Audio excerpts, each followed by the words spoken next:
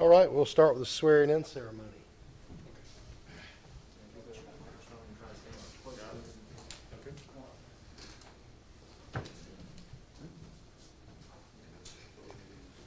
You doing it at the same time or separate times? We can do both at the same time. Yeah, either way. That's up to you. That's fine. Okay, come on in.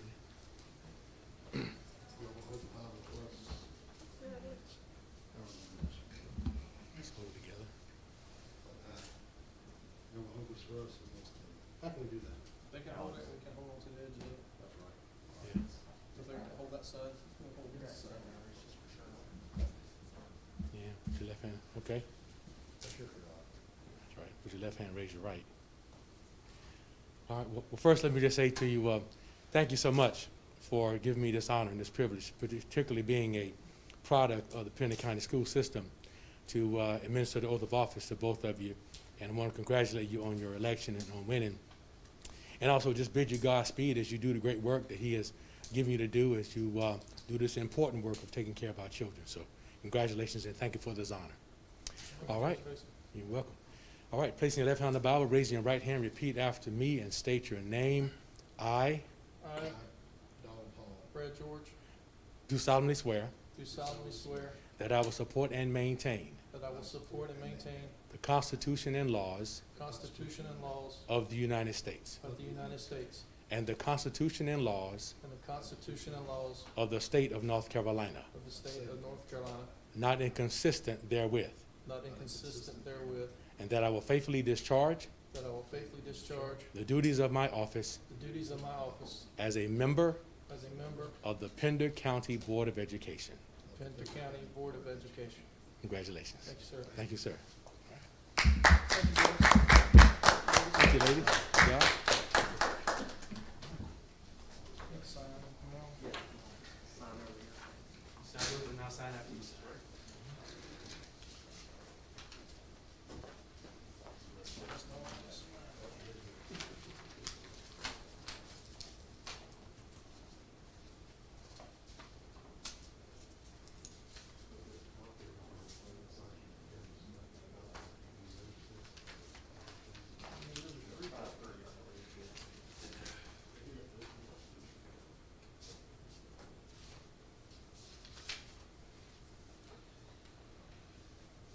I'll sign all 6 of them when you get through.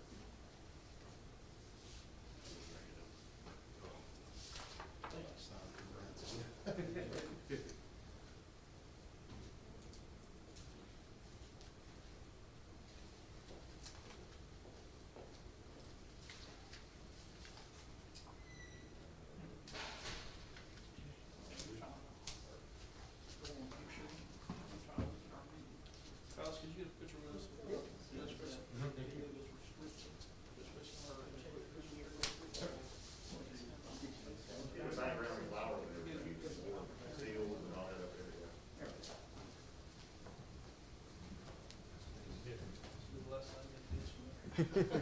All right, 1, 2, 3. Perfect. Thanks, sir. Thanks, guys. Thank you. Appreciate it, man. Yeah.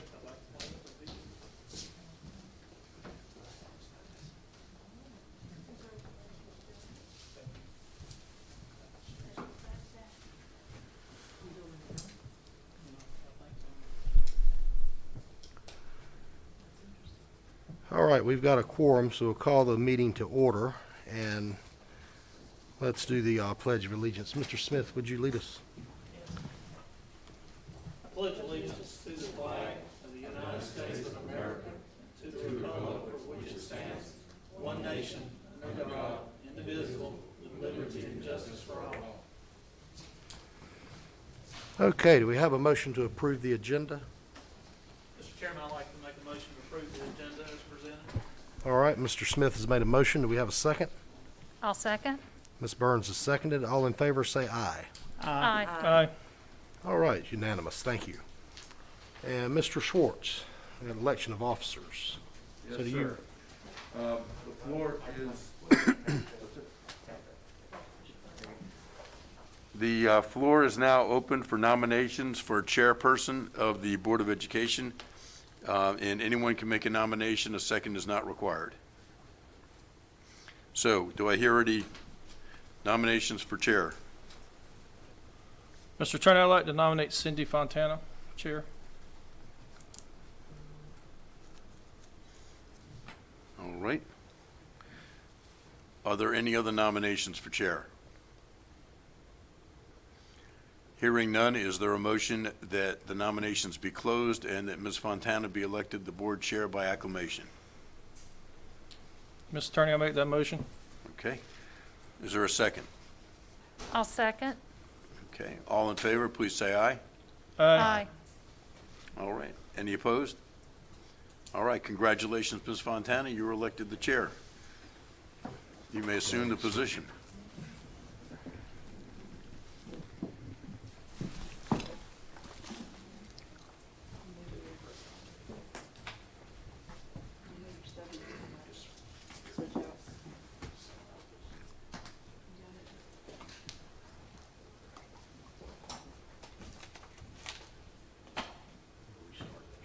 Okay, that's what I'll do too.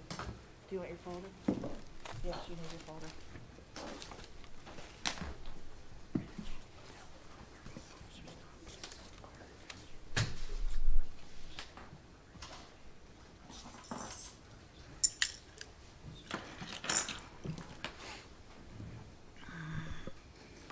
Next order of business is election. Next order of business is to elect the vice chair. Ms. Fontana? Do you want me to handle that, or do you want to handle it? All right, thank you. All right. New suit and everything, I'm figuring this out. Okay. Are there any, may I hear any motions, nominations for vice chair? Mr. Chairman, I make a motion to nominate myself, Ken Smith, as vice chair. All right. Are there any other nominations for vice chair? I would like to nominate Brad George.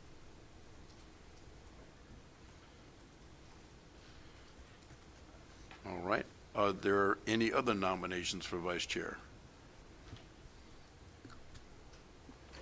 Okay, is there a motion to close the nominations? I make a motion that we close the nominations. Second? Second. Okay, motion's been made by Beth Burns, seconded by Don Hall to close nominations. All in favor, say aye. Aye. Oh, I can't. All right. Aye. That passes unanimously. And now it's time to vote. All in favor of Ken Smith as vice chair, please raise your hand. All right, that's one vote. All in favor of Brad George, please raise your hand. Okay, that's 3 votes. So Mr. George is elected as vice chair. Congratulations, Mr. George. Thank you.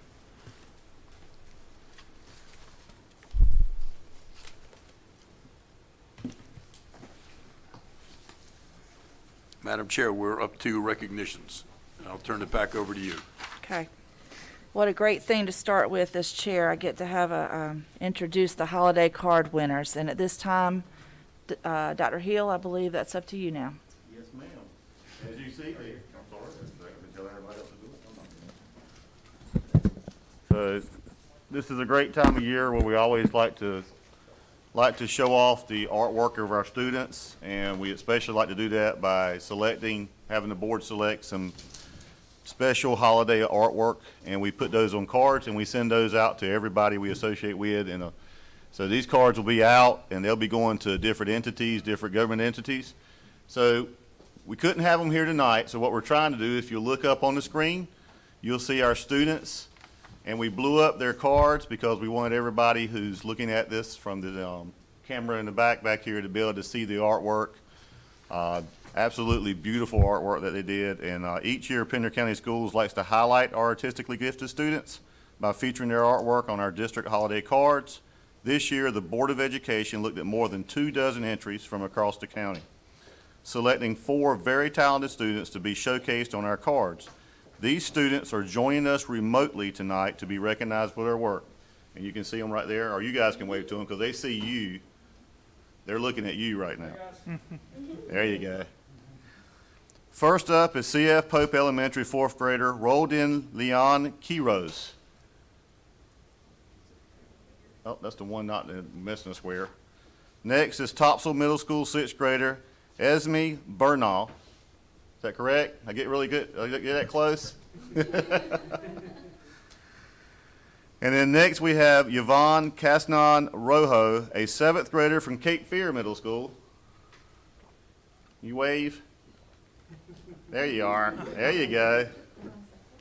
And then finally, Surf City Middle eighth grader Jordan Schmidt. Hey, Jordan. Merry Christmas. These cards have been going out from central office to celebrate the holiday season. Thanks to our students for sharing their artistic gifts with us and the world. And we'll be sending them not only copies of their card, but we'll also send them these blowed up cards that we made for them, made posters out of them for them. So tomorrow, all these cards go out to different entities. So along with some other special gifts from the board to people in the community. And it's just that time of year. We just want to thank them. And if you could just let me give them a hand round of applause. Thank you, guys.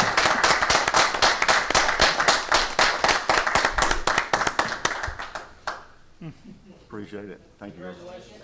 Do y'all have anything to say over there in virtual land? I don't know if they're on there. They're muted. They're all muted. Oh, they're all muted. Yeah, Oh, sorry. you can unmute. Congratulations, thank you. I don't know why I'm waving over there. It's over here. Good job, you guys. Does anybody have anything you want to say? You want to unmute and say anything? No, I think they're good. They're good. Merry Christmas. That was awesome. That's it for that? Yep. Do, Hi, guys. We gotta get our screen back. okay. Do we have any public comments? We do not. Okay. So we can move on to the information agenda? We're good? Okay. Thank you, Judge. Thank you, Judge. Pray on everybody. Merry Christmas to you. Merry Christmas. Thank you. And thanks for this inviting me. Very happy. All right, Dr. Hill? Yes, ma'am. Next up, we'll have our, as we do at every meeting, our COVID update information. I believe we have Ms. Shirley Steele on the phone from the Health Department. Is that correct? Shirley, you there? Maybe we don't. She's appearing on, she's here. I don't know if she can hear us. Well, this is red. Does that matter?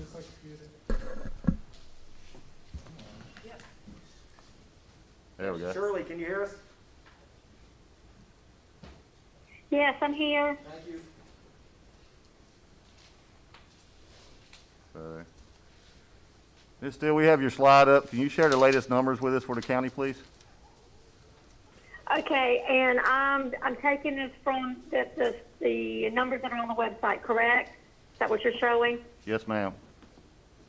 Okay, so our total case count as of today is 2,013. We have had, with recoveries, we've had 1,932 people recover. We currently have 7 hospitalizations, which I think that was reduced down to 4. We are currently still at 18 deaths. And of course, the most of our cases are still over in the Hampstead area. I wanted to share a couple of other things with you. So the governor today, I guess you guys have talked to him about the new restrictions that are going to happen on Friday night, where as of Friday, restaurants, people are supposed to stay home from 10 p.m. until 5 a.m., and then restaurants are not supposed to serve alcohol after 9 o'clock. And that's because cases are just literally, it takes a lot to overwhelm me, and this week cases are just really, really high. We've had just in 2 days in excess of 65 cases, and along with all the contacts that we have to call also. Talking about the vaccine, we're just going to update you quickly on the vaccine. We were told today that the hospitals will be getting the first shipment along with long-term care facilities. Not sure exactly when the health departments will get some vaccine. First shipment is supposed to be here next week. It is a 2-dose series. given 30 days apart, and we will get enough vaccine and have to save out enough to get the second dose for that shipment that we receive. I think that's about all the information I wanted to share. I did want to just briefly talk about the school, the spreadsheet and the cases and how we work with the schools and how we have been collaborating very closely with the positive cases. The school nurses and the school do, and Kim and the others do put the dates on there for the exposures, and they do have specific guidance that they go by. And then when it comes to the positive cases in the county, the health department's responsible for those dates. So I think there was some confusion about the dates. I think that's about all I have. If anybody has any questions. Board members, do you have any questions? I know I do. You don't? Ms. Steele, I have a question. Since we're live and a lot of the families out there are watching and listening and staffs and all of that, do you mind, because it's still confusing to me, and I know it has to be confusing to others, do you mind going over what happened last week? I know that it came down through the pipeline that the quarantine days were changing, the isolation. Could you just explain what all of that means for everyone? Thank you. Thank you for bringing that to my attention because I wanted to talk about that. So last week, CDC and DHHS changed the quarantine period. So we isolate the sick, and that's still a period of 10 days. But the contacts now are based on a couple of things. One is they still want you to quarantine 14 days as much as you can, and that's definitely true for individuals who work in congregate settings, such as nursing homes or the correctional facilities. But for everyone else, they've said that quarantine dates can be determined two ways. One is if you do not want to get tested, you can quarantine for 10 days, and as long as you've had no symptoms in that 10-day period, then on day 11, you are free to go about your business, so to speak. You do not have to be quarantined after that, but you are supposed to self-monitor for the remaining 4 days, keep your mask on, and social distance. The other way to get released from quarantine early is that you can be released after 7 days, which means on day 8, but you have to have had a negative test within 48 hours of day 7. So on day 5, you go and get tested, get your test results back on day 7 or day 8 or whatever day you get your test results back. Then you can be released from quarantine on day 8. So there again, they want you to self-monitor, wear a mask, social distance until that 14-day period is up. Is that pretty clear? Yes. So when you choose to quarantine the 10 days, if you don't have symptoms, you don't have to go have a test or anything because you're not showing any symptoms. Is that correct? Yes. After day 10, if you don't have any symptoms, you do not have to go and get tested, and you'll be released on day 11. Okay. All right. Thank you. Do you have any questions to add? All right. I think that's good. Thank you as always. All right. You're welcome. Thank you. Bye. Bye.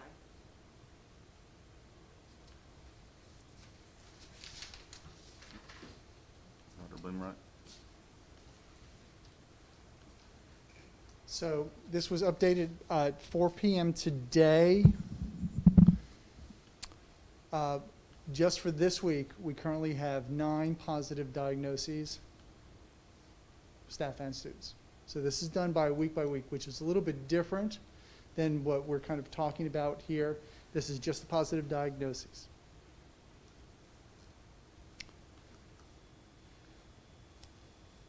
This, and Alex can probably speak well to this.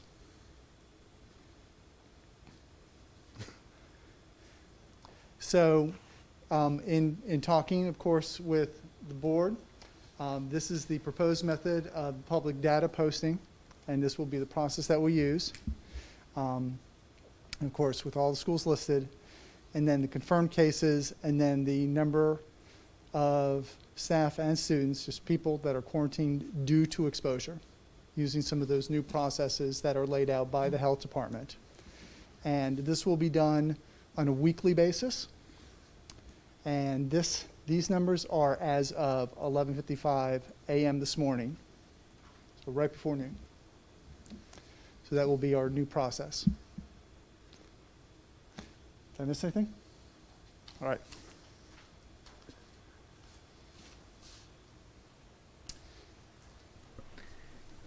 So what we have here then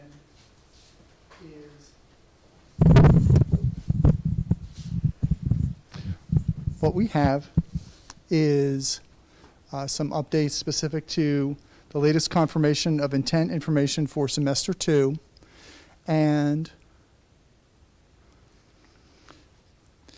you will see with this total, this is our total number of students enrolled, and we've had 3,852 responses.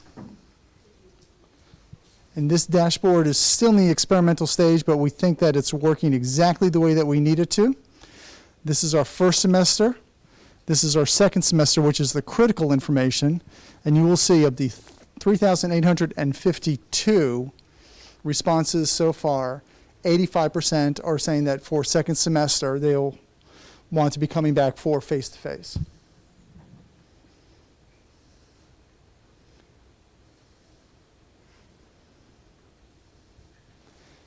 And then, of course, for transportation, which will be that third pie chart, because we need to capture that information to be able to make adequate schedules and also transportation routes.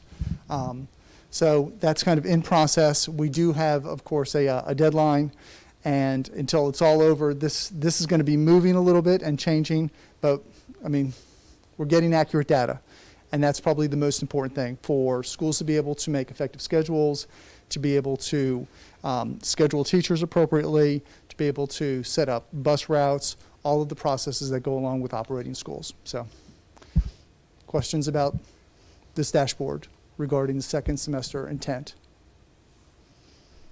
Can we get that live like we did the other one? Or we can watch Absolutely. it? I like to watch the numbers change. Absolutely. I can make that happen probably within the next 5 minutes.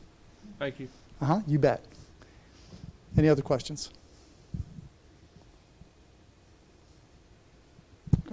And just to reiterate, those numbers, Alex, are going to be coming out every Monday, right? Yes, the plan is to update that spreadsheet every Monday, and we will be putting a new spreadsheet on top of it, so you'll be able to see the previous week's numbers listed below it, and then the latest numbers will be on top. It'll be time-stamped to say exactly when we released it, and then we'll update them every Monday morning. Sounds good, thank you. And thank you, Dr. B.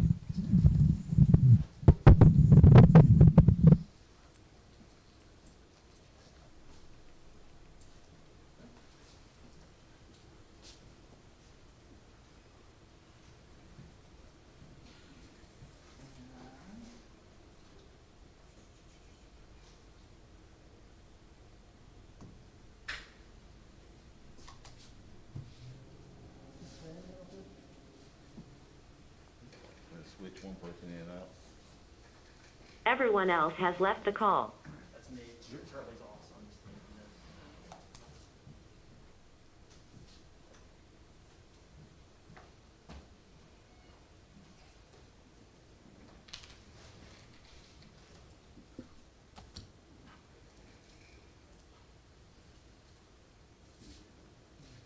Transportation director, he's right here. He's on the other side. Oh, hey, I forgot about that. He may be preoccupied with something else. So, That's fine. Is this a summary? Is that? Yeah, that's what we have. Okay, if it's a summary, we can just. We can go through this, we're good. okay, so, of course, for elementary. I know, I understand. For elementary and middle school, for AB cohorts, and then for the high school, A, B, and C cohorts, specifically AA, BB, CC, all the transportation updates are right there. And transportation department is working very closely with the data managers in the schools. So we'll make sure that all the moving pieces kind of come together at the same time, so we can make sure that everybody gets to school, because that's where they need to be. So that's everything in that. Questions about that? It's pretty straightforward. Okay.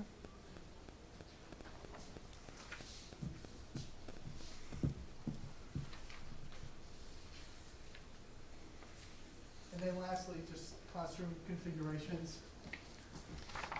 And that is just the high school configuration we're thinking specifically, because that's what has changed the most, and going to that 3 cohort, 2 days a week. So I don't know if there were any questions about that, but we kind of put this up here as a placeholder. I think it's pretty straightforward, unless you have any questions about that. We may not know the answer till the end, till we get all the numbers in.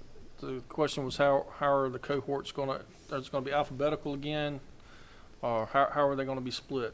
Do we know? That I can't tell you, but I'll get an answer for you. Question about cohorts, I don't think we're there yet until we get the information.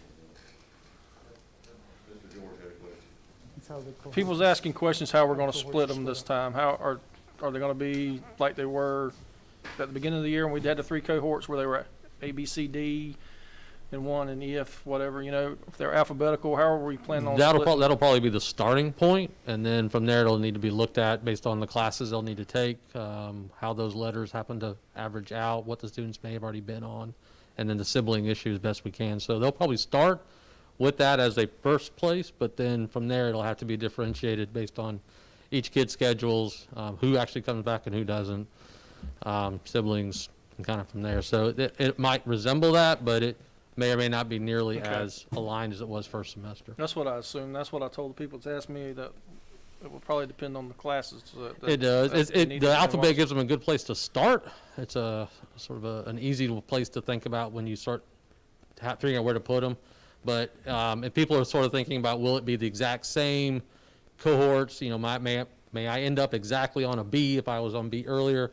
That may or may not be true. I wouldn't make assumptions, and kind of make sure you talk to the school if you've got any particular questions or issues. But we'll let the classes probably drive it, especially obviously seniors first and then juniors, making sure they take the things they need to take. Yes, sir. Thank you, sir.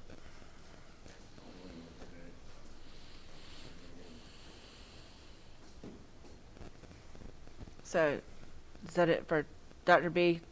Is that it for that part of it? Okay, so Dr. Akins, you might as well come on, because you're up next.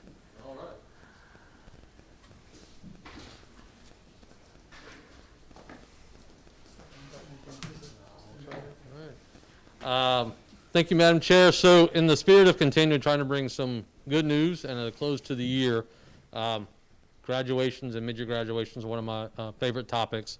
So I wanted to give the board an update on what I think is very, very good news.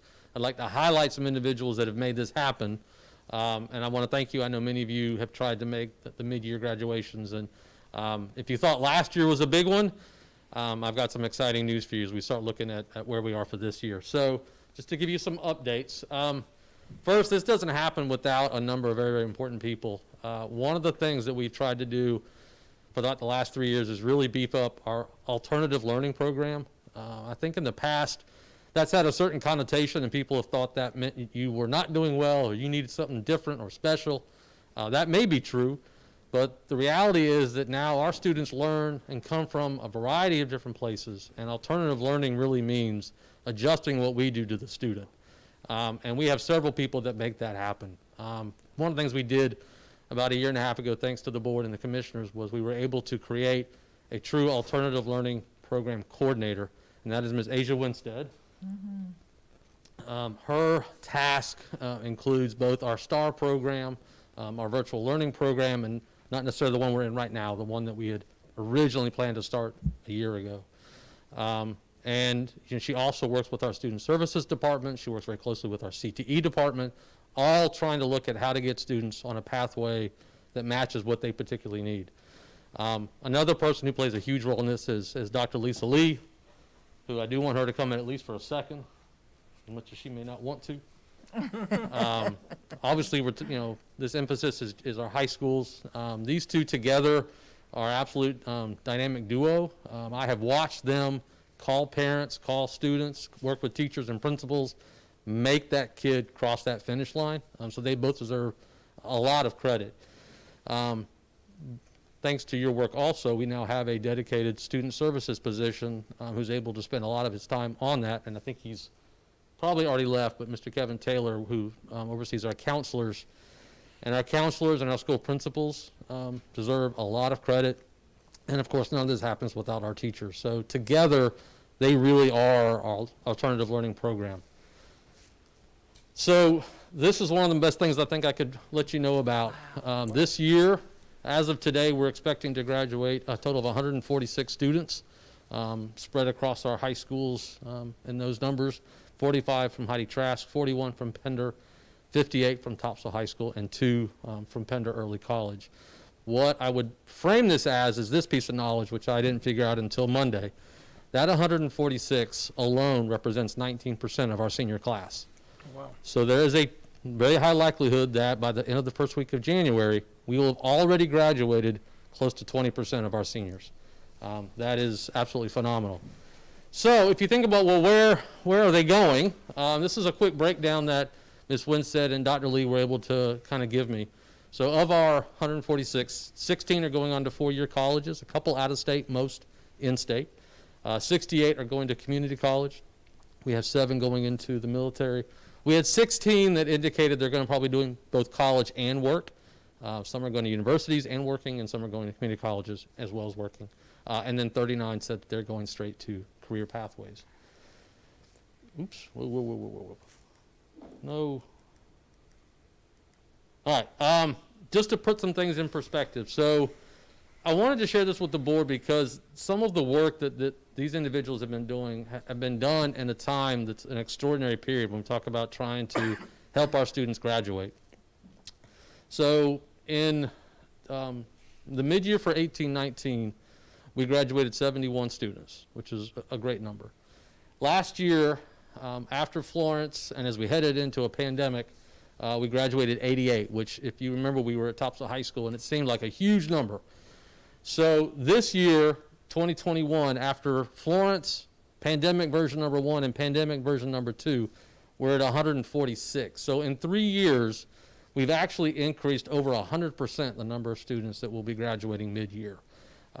As a district, just to give you some more context, in 18-19, we were about 89% for our 4-year average, which was great, higher than the state by a little over 3%.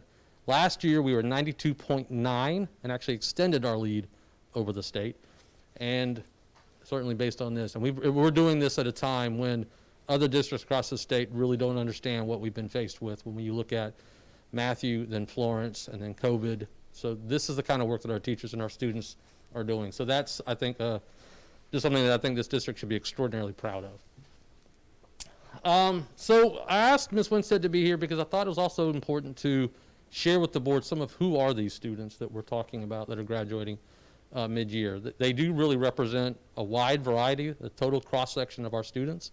Kind of like with the art, I really would have loved to have had them here, but instead we're going to bring them to you via video. The kids were extremely excited about a chance to be videotaped. They know they're going to be seen. And I'd really like Ms. Winstead, these are a lot of her babies, students that she's worked with or certainly worked with their schools, and kind of take you through a little bit. And we have about a minute of each student just talking a little bit about their story and how they kind of ended up on the mid-year graduation track. So Ms. Winstead, if there's anything you'd like to share? Yes. Good evening. So each one of the students, and I won't go through them individually because they share part of their story, but each one of the students that are presenting tonight, they have their own unique path that they came to us. And looking at their paths and looking at alternative learning, we had a student that considered going to adult high school, but met with our team and decided to stay with us and do virtual learning, and through our program, and being in that program is graduating mid-year. We have another student that came to us from out of state that did not have the credits that they needed, And through the alternative learning program and virtual, they were able to progress. And then we have another student that is also using a different alternative learning, different program like NCVPS. So each one of these students present very different, whether they're using Edmentum, Apex Learning, NCVPS, but all of them had some different challenges, and they all have progressed to be able to graduate. So I think it's very inspiring to hear their stories and what they want to say about themselves. But I'm also very impressed with the opportunity that it gives each one of our students. Some of these students are working full-time jobs now and completing their coursework. So I think it's very impressive. So I hope that you enjoy their video.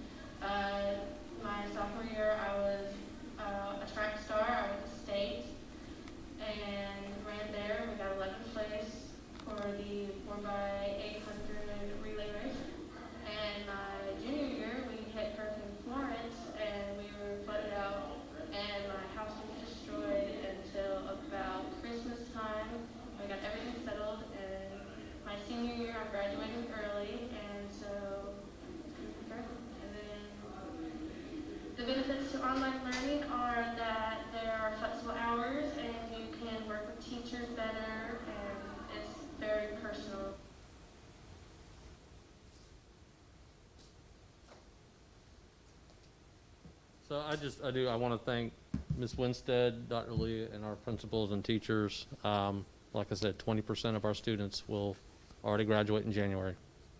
So, any questions that we can answer for the board?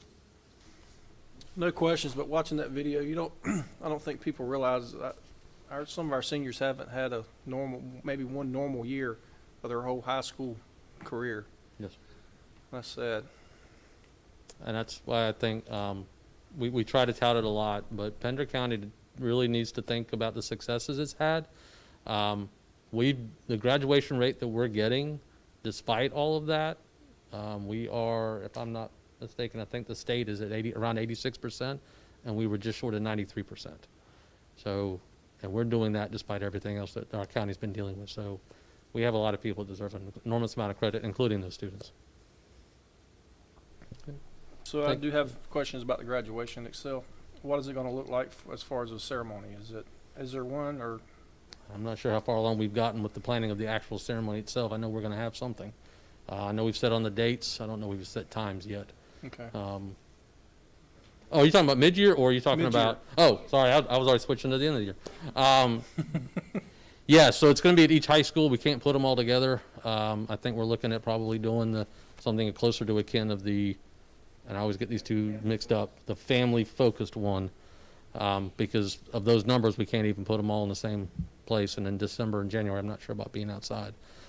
So right now, the schools have been working with their families and looking at the one where the family comes in and we do each one, recognize each one. They've set up some times throughout the day on January 5th and 6th, and I'll be honest, I can get you the exact ones. I can't remember who's 5th and who's 6th, but those are the 2 days that we're going to spread them out on. And I would absolutely, please come in. I'll be there throughout both days, and if you're able to come, that would be obviously amazing. And we'll try to get you more specifics and things like that for you. That'd be great. Thank you. Thank you. Thank you so much. Any other questions? Board members? Okay, thank you, Dr. Aiken, Thank you. as always. All right, next up, Ms. Chestnut. Budget report for the board, and then moving into fuel and electric costs.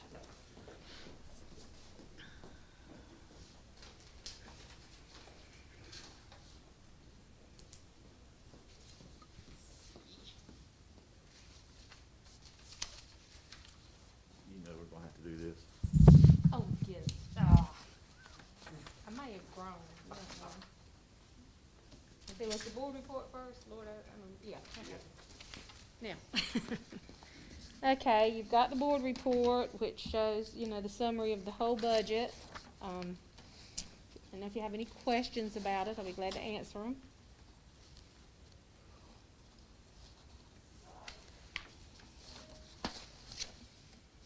Okay, and then on the fuel and electric costs, I'm just showing you, and like we've said before, it's really kind of hard to make a comparison to last year or the year before because of everything that's gone on, but so you can keep up with what we are spending. It is in there. You have any questions about that?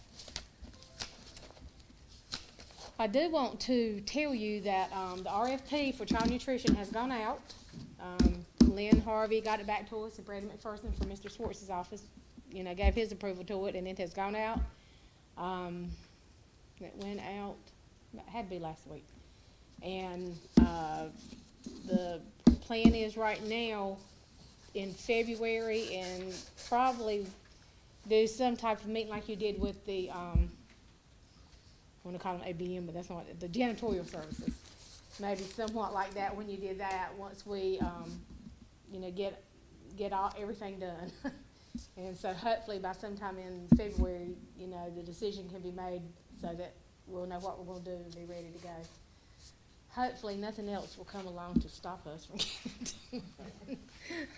Thank you. If you don't have any questions. Thank you, ma'am. All right, now we're moving into the consent agenda. And Mr. Swartz, this is where I just ask the board members if they have any questions or concerns, and we move for a motion and a second, and then approve, correct? Right, the agenda was already approved. Right. So nobody asked for anything to be removed. Okay. Does The anyone agenda have, was already approved. I didn't have my mic on. so we don't have to worry about Nobody anything? asked for anything to be removed from consent agenda, so unless anybody asks for it now, you just need a motion to approve the consent agenda. Okay. Board members, do I have a motion to approve the consent agenda as presented? I make a motion to approve the consent agenda. Mr. Smith has made a motion. Do I have a second? I'll second. Okay, Ms. Burns is seconding. All in favor, say aye. Aye. Any opposed? It's unanimous. Okay, then we're moving on to the action agenda. And first up, we have, well, Mr. LaFawn's gonna be up here for a little while. That's his agenda. It's a little more technical than it looks.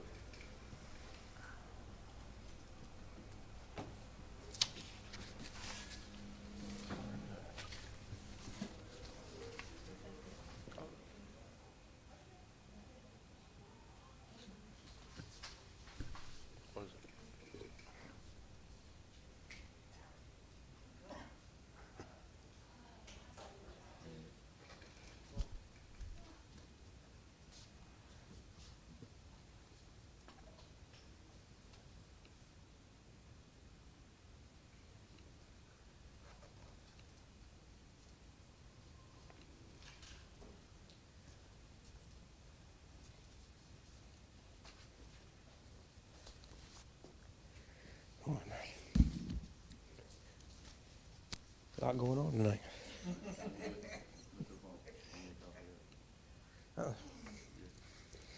Yeah, I'm good. I need a little more room is what I need. Good evening, board members. How are you this evening? I guess we're to my part of the agenda. I kind of own this part, don't I? The first item that I have, board members, is a request from East Coast Baptist Church. They have a request to use Surf City Elementary School's facilities. The request that they have is, the lease that they're asking for is longer than 6 months, which requires Board of Education approval. East Coast Baptist Church is currently located in Sneed's Ferry, which is in Onslow County. They're using the meeting space in one of the hotels there. Their plan is to buy a building in Hampstead, which is what they're looking for. They have some options on some property there. And they're asking for your approval on using Surf City Elementary School. They would use the cafeteria and the multipurpose room. And they've asked for the use of one classroom, but I think from talking to the pastor that they would not need the classroom. They would be able to use the multipurpose room and cafeteria area. They're not using the kitchen, but the seating area of the cafeteria. How long do they anticipate having to use the facility? They said that would be 6 to 8 months is their timeline.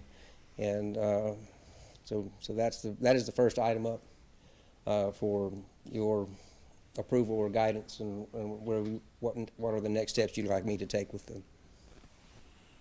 So we went through this a couple of years ago, and there's a policy that for 6 months, no more at a time. I'm not in favor of waiving that. After all, we went through 3 years ago. Renovation Church, they are expected to come back every 6 months and renew their lease or renew their rental agreement. I think we should stick to what we've got and not start varying from Sure. it, because that was a big ordeal. I guess it's been 3 years ago now.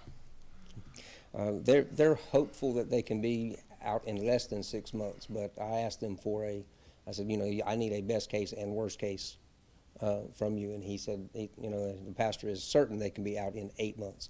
So if I'm hearing you correctly, Mr. George, what you'd like me to do is a 6 month, and then at the end of that time, if they need to extend, they have to request again. Well, that's just my personal preference, and that's what our policy reads. Yes, sir. We'd have to waive a policy to change that, wouldn't we, Richard?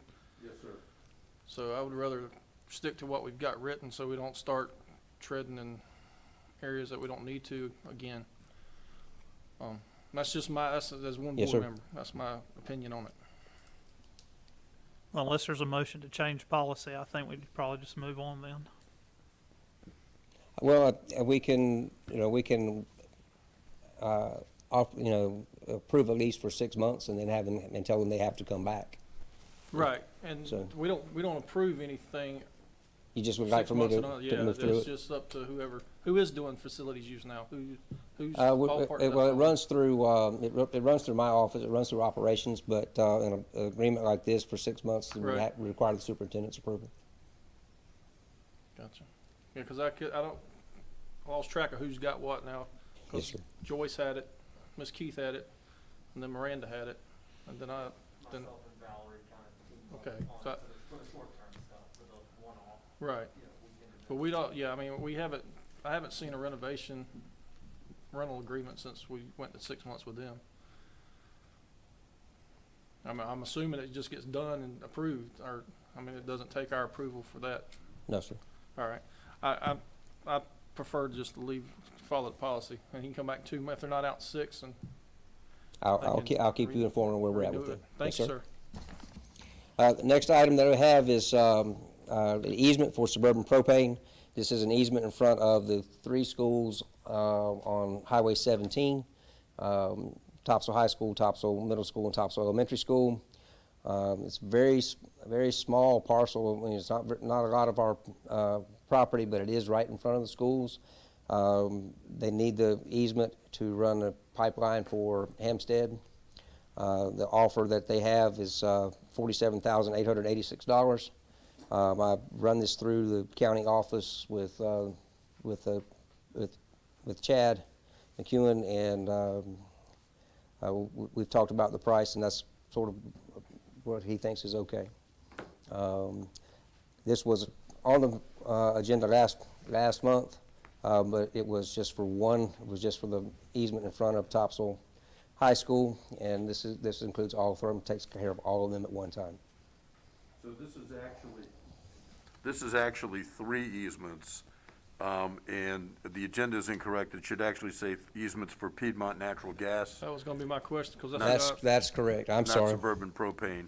So this should be, if the board's inclined to approve this, it should be a motion to approve 3 easements in the total amount of $47,886 with Piedmont Natural Gas. Mr. Chairman, I'd like to That's Madam Chairman, I'd like to No, go make a ahead. motion that we approve the easement for Topsail Elementary, Middle, High School with Piedmont Natural Gas for the amount that was listed by our attorney. And before you continue, I gotta recuse myself with them, so I gotta skip this vote. Okay. So Mr. Smith has made the motion. Mr. Hall has said that he has to recuse himself. Okay, so we should have a, that would take precedence over the motion, which has not yet been seconded. But you need the board needs to make a motion to recuse Mr. Hall from being required to vote on this. Madam Chairman, I make a motion to recuse Mr. Hall from this vote. All right, Mr. Smith has made the motion that we recuse Mr. Hall from this vote. Do I have a second? I'll second. Mr. George is second. All in favor? Aye. Aye. Any opposed? Okay, so moved. All right, now we can make a motion. Since Still have the Mr. motion Smith on has the made the floor, motion, so- does he have to reread the motions? I have a question for the attorney. Yes, sir. So I'm in possible negotiations with this same company for the easement across a piece of property of mine. Do I need to recuse myself from this? No, you do not. Okay, I just want to make sure. No, that would not present a conflict for you. Okay. Well, let me take that back. Is it your negotiation for a piece of your personal property? I'm sorry? Yes. You might want to recuse yourself. Madam Chairman, I make a motion that Mr. Brad George recuse himself from this vote. We have a motion. If Mr. Smith has made the motion that Mr. George will recuse himself from this vote also. Do I have a second?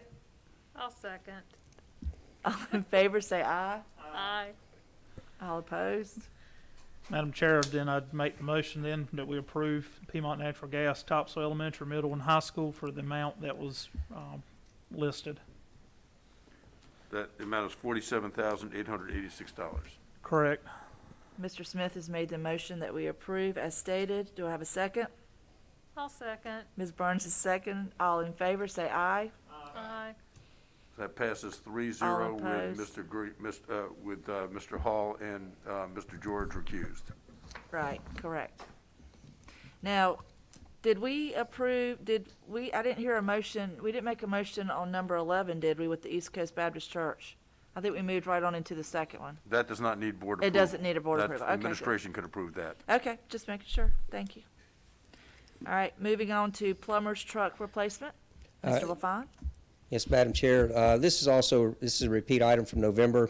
When I brought this before the board in November to replace the plumber's truck, it was approved, but the amount for the truck, what we normally do in this situation is we get the vehicle and then we build the truck around it with boxes and the things like with those things. And it was under $30,000, but when I ran it back through finance, the actual body for the plumber's truck is going to be more than anticipated. And with the total cost of the truck being $39,229, we felt it best to bring it back to the board for approval rather than, do the truck and the body separately. So I'm asking to replace the plumber's truck. The cost is $39,229. Madam Chair, I make a motion we approve the replacement of a plumber's truck for $39,229 from Capital Outlay Fund.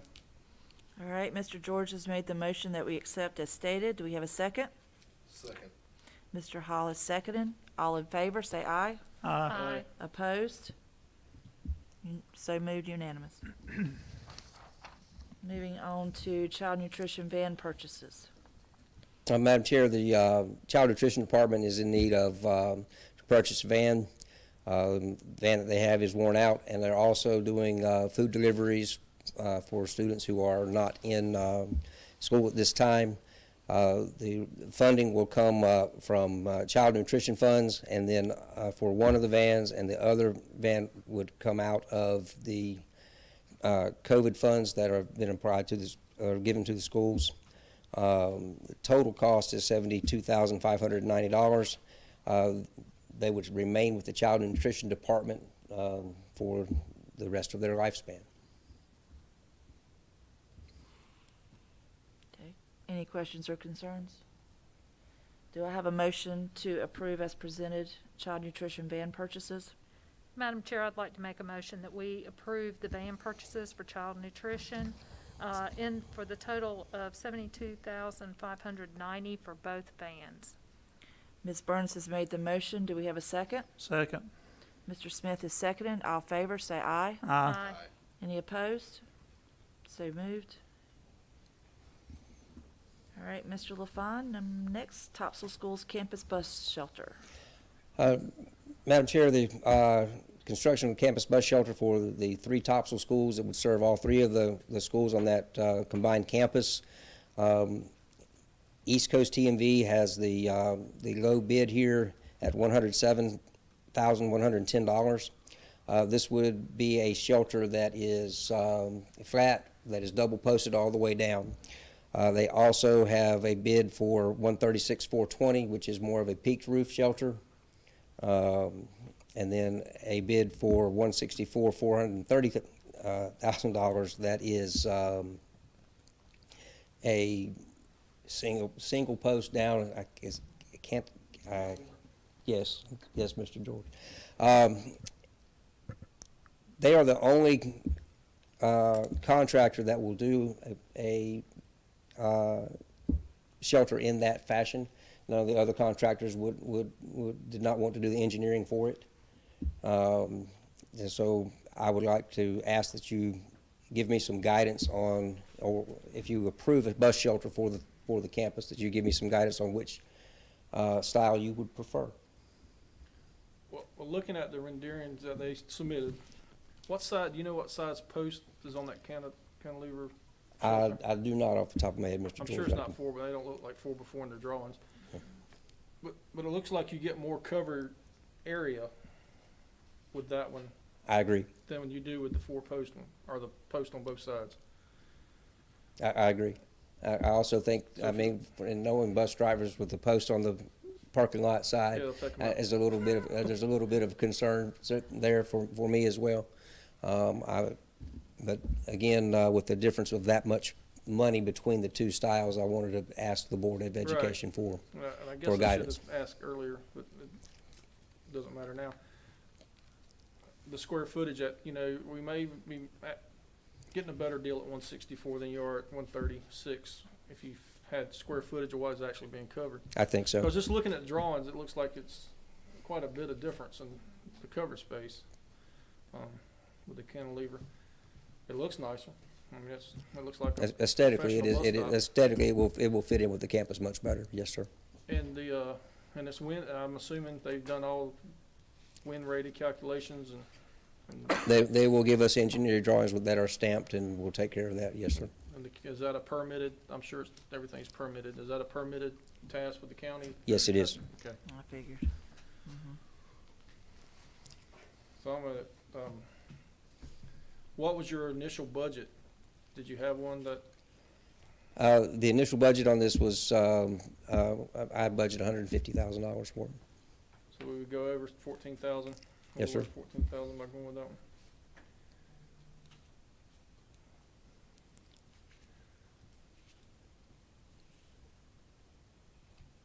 This is my personal preference, I'll make a motion. Madam Chair, I make a motion that we go with the cantilever style bus coverage at Topsail High School. For the reasons I mentioned, just by sight, looking at the drawing, looking at the rendering, it looks like we get quite a bit more coverage area.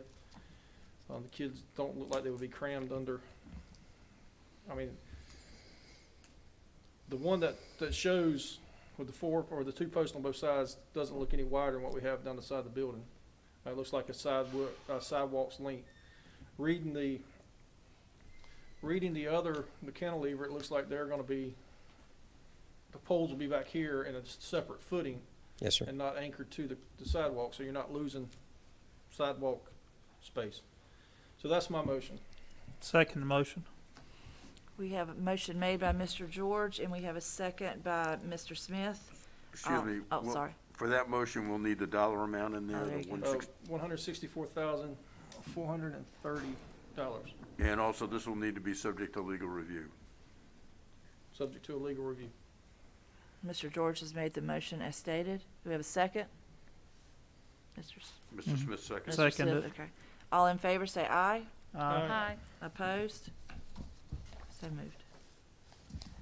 All right, activity bus purchase. Madam Chair, with last year we did not purchase activity buses. Our bus fleet is aging. There are 3 buses in the budget this year that I budgeted for. In the past, I do not ask for all of them at the same time, just in case something comes up later in the school year. But I am asking the school board to approve the purchase of 2 activity buses in the amount of $198,922. As a caveat to this, we also have to remember athletics, under current guidelines, will have to be socially distanced when they travel. So this would greatly ease the seating issues that we may run into. And we also will be buying, if you approve this purchase, it will be, the buses will come out of a stock. They will not have to be built for us. They have them in stock, so we would have them delivered within 4 weeks. Oh, that's nice. Have we gone away from Bluebird? Is that, I noticed I didn't see them on. We have not gone away from Bluebird or International. I mean,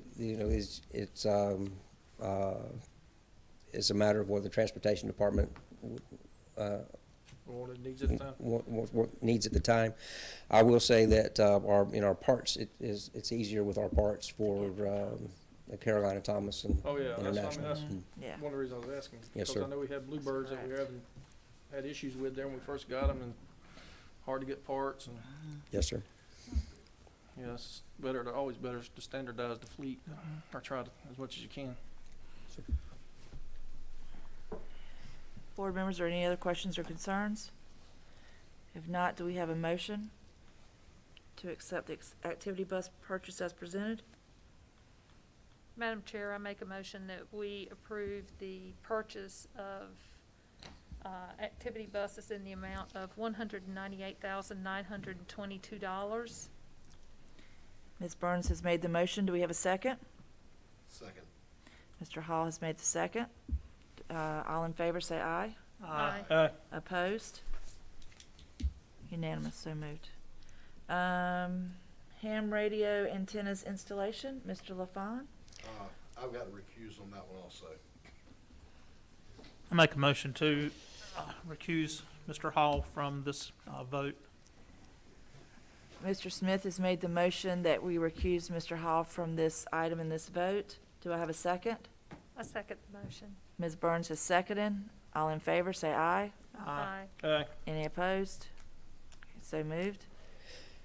Madam Chair, Pender County Emergency Management has requested that the Pender County Schools allow the installation of ham radio antennas at schools that are utilized as emergency shelters whenever those shelters are needed in order to allow better communication during emergency situations. There's no cost to Pender County Schools for this. It's be something that they will take care of. The only thing that I have asked is that the installation be done under the supervision of our maintenance department. So I would recommend that the installation of the ham radio antennas be approved. I made that motion that we approve the installation of ham radio antennas under the supervision of Mr. LaFawn's department. All right, Mr. Smith has made the motion. Do we have a second? I'll second. Mr. George is seconded. All in favor, say aye. Aye. Any opposed? So moved. Thank you, Mr. LaFawn. Thank That you was very your much. I lengthy- appreciate your patience. Oh, you, I'll say that that's a good thing that they're doing that. yes, it's a very good thing. Indeed. All right, Mr. Blumenreich?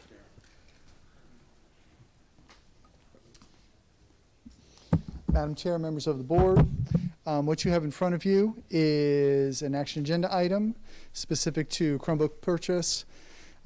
We had an opportunity to purchase a number of HP Chromebooks. We have 2,353 Dells that are hitting end of life, which means basically we will not be able to use them for testing at all in any manner, shape, or form specific to state assessments. So this order replaces them about 75%. Please understand that this specific model of Chromebook, there are 7 million units that are back ordered. So we're trying to get them in as quickly as possible before the end of life, before we basically can't use them for state testing processes. They are a little bit more per unit than normally pay due to chain supply issues. And so it's going to be paid out of a mixture of funds, both local and federal. The local are Fund 4, and of course the federal funds are E-rate funds. And it is from our normal provider and a vendor that we normally use through state contract, and it has been vetted through legal. All right. Any questions or concerns, board members? If not, do we have a motion to approve as presented? Madam Chair, I make a motion that we approve the Chromebook purchase, hardware refresh for the total price of $482,759.38. Ms. Burns has made the motion. Do we have a second? Second. Mr. George is seconded. All in favor, say aye. Aye. Any opposed? Okay, so moved. Thank you, sir. Sure. All right, next up, wide area network contract. Yes, ma'am. So the next item up for your approval is a wide area network contract, also having previously been vetted by legal. There were 2 bids. One was invalidated due to not meeting the RFP guidelines. The second one is from our current provider, True IP Solutions, and is done via 4 County Electric. The bid was for a total amount of $230,439.48, which is actually $38,403 less than what we're currently paying. And over the life of the contract, if approved, that would give us a total life over contract savings of $192,000 and $19.20. And the request is for approval for 3 years with a 2-time 1-year extension, if appropriate. All right, board members, do we have any questions or concerns for Mr. Blumenreich? If not, do we have a motion to accept as stated? I need the dollar amount. Are we bidding on the total contract or just the year, per year? Let's see. In 2014, we had signed a 3-year contract with them. So do we need to state the whole amount over 3 years? And this will be a 3-year contract with 2 optional 1-year extensions. And so with the current bid, we would be paying per year $38,403 less per year. And then over the life of the 3-year contract, no extensions, not including any extensions, it would be $192,019 of savings over the course of the contract. So, Mr. Attorney, do I need to make the motion for $691,048.44 for the amount of 3 years or for the amount of the 1 year? It's a 3-year contract with 2 optional 1-year extensions. So, you could make a motion to approve the contract for 3 years with 2 optional 1-year extensions as presented. Okay, I'll make that motion. Mr. George has made the motion. Do we have a second? I'll second. Ms. Burns has seconded. All in favor say aye. Aye. Any opposed? So moved. Thank you, sir. All right, moving right along this time. Oh, we've already made it through. Comments from board members. Mr. Smith, would you like to start, sir? Sure. I want to go on record and say to former Chairman Hall, thank you for the year that you served as chair. Really didn't get, with the COVID, to experience, I guess, what a traditional chairmanship would have been. But thank you for your leadership and what you did. And I believe tomorrow's your birthday, and so we wish you a happy birthday as well. I believe I speak on behalf, if not the board, I know I do of myself especially, to thank you. And it was a pleasure to serve as the vice chair under you. And so I look forward to continuing serving on the board, and congratulations on all your many successes to that. I also want to say, with all the excellent principals we have, I just want to give a call to shout out, I guess you could say, to Mr. Allen at Surf City Elementary, Miss Morrison at West Pender, Mr. Lawrence at Topsail Middle, and also Miss Godwin at Pender High School. All of them are December birthdays, and so if you or a parent that's listening or watching or a staff member, don't forget to let your principals know how appreciative they are, especially during these trying times. Finally, I'd like to address something I feel like that possibly in the future we could get on the agenda and talk more about. There was a doctor by the name of Carolyn Martinez who was with the New York School of Medicine, Mount Sinai, and she had a recent study that was put out about the value of sports in schools. And one of the things that I'm very concerned with is that with sponsorships and with all the government regulations, that we're probably going to see less resources in fundraising because the business is just not financially able to do what they've done with boosters. And so with this concern, I'm hoping that the board members can possibly put their heads together and come up with some creative ways. I know when I first 2 years ago was elected, ran with an idea of even selling advertisement spaces on our school buses. And I know for some thought that was crazy, but maybe sometimes we have to do crazy things in crazy times. So I would encourage the board members to be thinking about that possibly, what we can do, because it is going to be very hard for businesses that are closing to continue to support our schools in our sports. And so just knowing how valuable sports is, in our school systems, then I would just hope that we can get through this together. So I just want that to be put out there. Thank you. Thank you, Mr. Smith. Well said. Ms. Barnes? Wow, our final meeting of 2020. I too would like to say thank you to Mr. Hall and Mr. Smith. Thank you for all that you've done for the board this past year in serving as chair and vice chair. And congratulations, Mrs. Fontana. Thank you. As always, with the release of the COVID numbers, I think it's a testament to how hard our teachers and our school staff is working in our schools to make sure that all of our kids are as safe as possible, that they're wearing their masks, they're washing their hands, they're doing everything, they're social distancing, they're doing everything possible to keep our students safe. And I just wanted to say thank you for that. And that wraps it up for me. All right, thank you. Mr. Hall? I don't have anything, thank you. Okay. Mr. George? So I'll piggyback on Mr. Smith and Ms. Burns. Thank you, Chair Hall, for your commitment and time for the past year.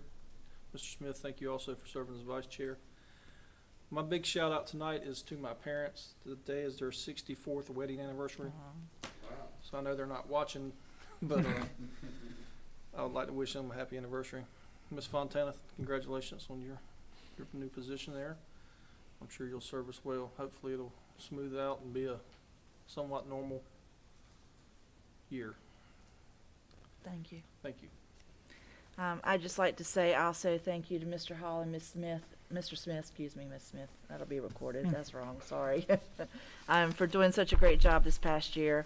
I'm stepping into some big shoes. I just hope that I will do you guys the way that needs to be done, and I'll fulfill everything you ask of me to do. So thank you all for all of that. I'd also like to piggyback on what Mr. Smith said. He brought up a very good point. As a business owner, my husband and I also know what it's been like this year. It is not easy. There were weeks that we would run into, well, we can't get steaks this week, or we can't get hamburgers this week, or we can't get that and this and that. It's hard on a business. Mm-hmm. And then you have to start figuring out based on how many people are coming to get to-goes and takeouts, are you going to be able to supply what people are needing? And then you have to keep saying, oh, I'm sorry, I'm out of this because I can't get certain things from the provider. But then in all of that, we want to continue what we do in our community. And it's difficult because we haven't necessarily been able to do what we usually do. So I think what Mr. Smith said was something we really, really do need to discuss at some point. I think it's a great point to bring up. I hadn't really thought about it in the way that he presented it, but I do think that's something that we need to discuss at some point. I would like to say to all of you parents out there, thank you for all you're doing. My husband and I also know what it's like to go through and getting our kids up and getting them to school every day and just making sure they're feeling okay and everything's good, and making sure they have their sanitizers and their masks and that they're doing everything they're supposed to do at school. And to our teachers, just for my husband and myself, and I'm sure it resonates for everybody, thank you for all you're doing for our children. It means a lot. And to all of you here at Central Services and Central Office, we know that we hit you with a lot. 5 of us will all acknowledge there are days that you're probably like, oh my goodness, these board members, they keep asking this and this and this. And that's because our constituents are asking those things. And we do appreciate all that you do on a regular basis about getting information back to us. Sometimes it might feel like, oh, we're not getting it to you fast enough. You're not getting it to us fast enough. And you're doing the very best you can, and we understand that. And we know this week alone, you've worked very, very hard to get those numbers out that we asked for the COVID numbers, but we knew that it had to be right. It had to be, the way it was presented had to be right, because all of you who are listening and all of you who are wanting those numbers, we knew that they had to be exactly the way you wanted them. So thank you to everybody who did what you were supposed to do to get that job done this week. We appreciate it. And I have nothing else to say except have a great Christmas, everyone. All right, and Dr. Hill? Do you have anything? Yes, ma'am. Your Again, report? congratulations on Chair, Vice you. Chair, Mr. George. Thank you, Mr. Smith. Thank you, Mr. Hall, for your service last year.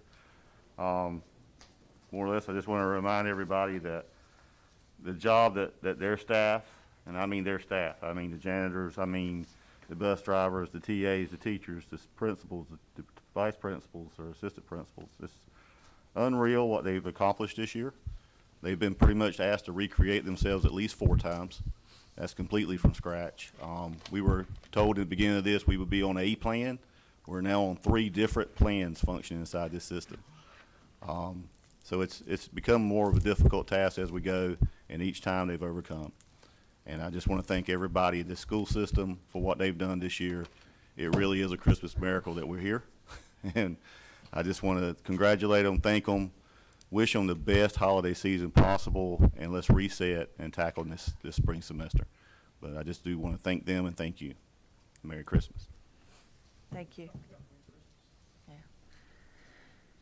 All right, this time, we will need to make a motion to go into, I'm assuming we're going into closed session? Oh, yes. Well, go ahead, you got it right. Oh, there you go. I mentioned it to a few of you earlier today, but we do have the CF Pope ceremony this Thursday, I believe it's at 10 o'clock, 10 a.m., where we'll be dedicating the new name from Burgall Elementary to CF Pope. And streaming live on Facebook. Anything else? Thank you very much. Appreciate that. All right. We have a board member who can make a motion for us to go into closed session. And who wants to read the nice little paragraph? Pender County Board of Education will enter closed session subject to the advice from the attorney pursuant to North Carolina General Statute 143-318 11A1 and A6 to prevent the disclosure of confidential personnel information under General Statute 115C-319 and to consider matters relating to initial employment of an individual employee. The board will also go into closed session pursuant to General Statute 143-318 11A3 to consult with the board attorney in order to preserve the attorney-client privilege, to consider confidential student matters as provided in North Carolina General Statute 143-318 11A1 and the Family Educational Rights and Privacy Act 20 USC 123G and North Carolina Statute 115C-402 to consider and to give instructions to the board attorney concerning Burns Fisher versus Pender County Board of Education. Mr. George has made the motion to go into closed session. Do we have a second? I'll second. Ms. Burns has seconded. All in favor say aye. Aye. All opposed? So moved. We are now going into closed session.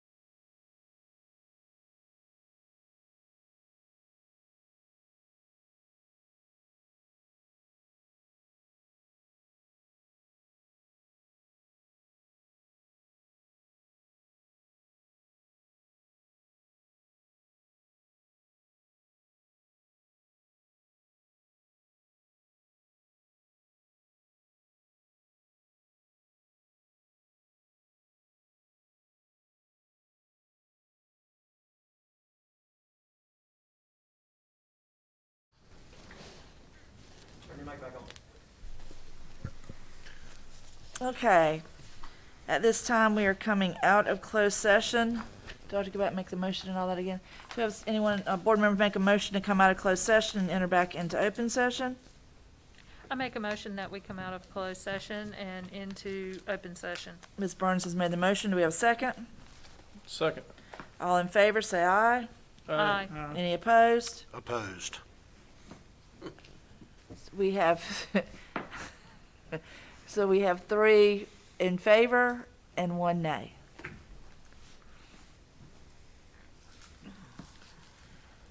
Madam Chair, I make a motion we approve the HR report and addendum. Okay, As Mr. presented. George has made the motion that we approve the HR report and addendum. Do we have a second? I'll second.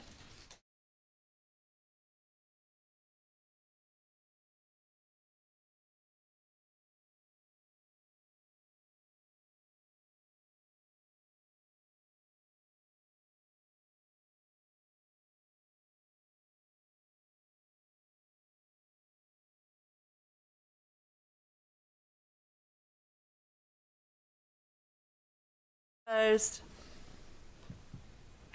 All right, and that is it. Thank you very much. Meeting adjourned.